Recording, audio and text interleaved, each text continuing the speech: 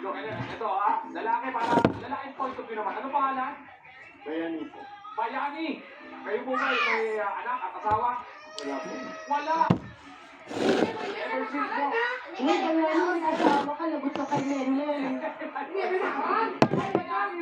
Iba ba to? Dami mo si Baya. Oo. Si Baya. Okay, sige, meron pa na sa Sa akin tingin na medyo pakaya si Ate Glenda sa mga anak niya. Bakit? Kasi una-una, pagka madami kang anak talaga, meron ka talagang hindi masusubaybayan doon. Lalo na kung ang trabaho mo, palagi kang wala sa bahay. Nandoon ka lang sa trabaho mo, kahit na yung asawa mo may trabaho. Hindi mo talaga matututukan 24 oras yung bata.